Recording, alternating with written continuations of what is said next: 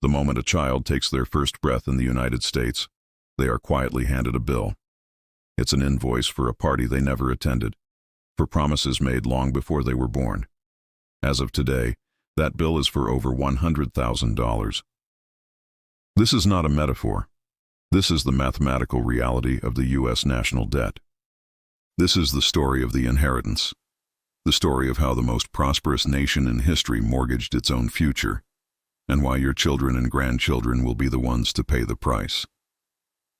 We've been told that our national debt is a number so large it's meaningless, a problem for distant politicians to worry about. But it's not meaningless. It is a ticking time bomb placed at the foundation of the American dream. In this video, we will uncover how this bomb was built, why it's so dangerous, and what it truly means to be born into a nation that is already broke. So how did we get here? How did America accumulate a debt so large it's difficult to comprehend? The story begins with a privilege, an exorbitant privilege, that no other nation in history has ever possessed.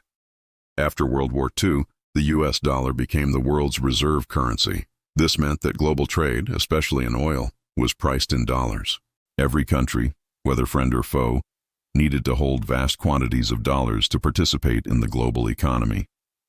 This created a magical situation for the United States. It was like having a credit card with no credit limit, where the bills were paid by other countries who needed our dollars. For decades, this system funded America's prosperity. It allowed us to consume more than we produced, to fund a massive global military presence, and to pay for huge social programs like Social Security and Medicare without having to raise taxes to cover the full cost. We were living in a golden age, but we were putting it all on the tab. From the 1980s onward, the debt began to climb steadily. $1 billion here, $1 billion there. Then came the 2008 financial crisis, followed by the COVID-19 pandemic. To save the economy, the government spent trillions of dollars it didn't have. The debt exploded. It stopped being a gradual climb and became a vertical ascent. The credit card was maxed out, and now the interest payments are coming due. A national debt of over $37 trillion is not an abstract problem for the future. It is a clear and present danger that is already taxing every American in 3 hidden, brutal ways. The first hidden tax is inflation. When a government spends trillions more than it takes in, it often finances this by creating new money. This devalues every dollar you have already saved. The inflation that has shocked American families at the grocery store and the gas pump is, in many ways, a direct consequence of this mountain of debt. It is a stealth tax that punishes savers and wage earners the most. The second hidden tax is crowding out. As of 2025, the U.S. government is spending over $1 trillion a year just on interest payments for the debt. That's money that cannot be spent on anything else. It can't be used to rebuild our crumbling infrastructure, invest in scientific research, or improve our healthcare system.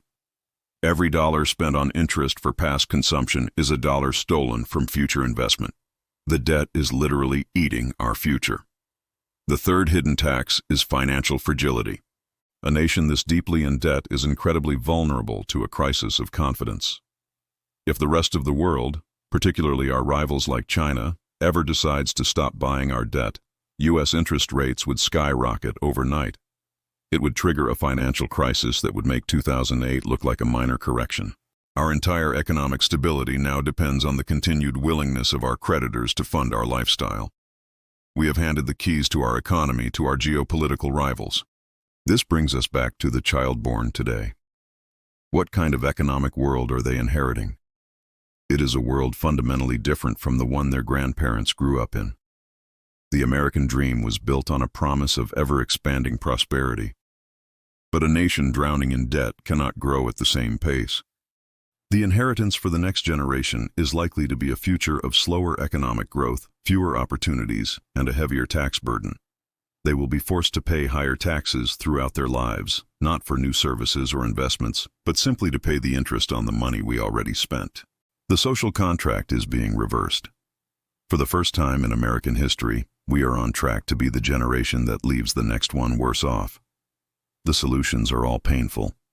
We can either choose to cut spending on the programs we've come to rely on, or we can choose to raise taxes significantly, or we can choose to keep printing money and suffer the consequences of devastating inflation. There is no easy way out. The bill for the party has finally come due. The $107,000 invoice handed to every newborn American is more than just a number. It's a symbol of a promise broken.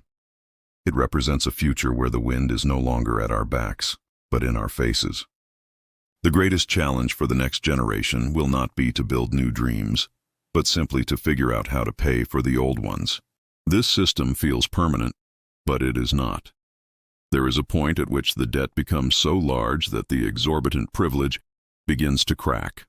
We are seeing the warning signs now. Rival powers like China are actively seeking ways to trade outside of the dollar system, a process known as de-dollarization. They are tired of funding the deficits of their main geopolitical competitor. Foreign nations are slowly reducing their holdings of U.S. debt. If this trend accelerates, it could lead to a sovereign debt crisis, a moment where the world is no longer willing to lend America money at low interest rates. This would force the U.S. to either default on its debt, an unthinkable catastrophe, or have the Federal Reserve print money on a massive scale to cover the gap, triggering hyperinflation. This is the ticking time bomb. The system of borrowing from the future only works as long as the future is willing and able to pay the bill. You were born into the richest, most powerful nation in history. But you were also born a debtor. You inherited a system where the bill for decades of prosperity and power was left for you to pay. This is not a partisan issue. Both political parties have overseen the massive expansion of this debt. It is a mathematical problem and a moral one. It is the story of a social contract that has been broken, where the obligations of the present were funded by the opportunities of the future. The path forward is difficult, requiring choices that our leaders have avoided for a generation. But the first step is to understand the truth of our situation, to see the invoice that was attached to your ankle on the day you were born. The future is not a limitless credit card, and the bill, one way or another, is coming due.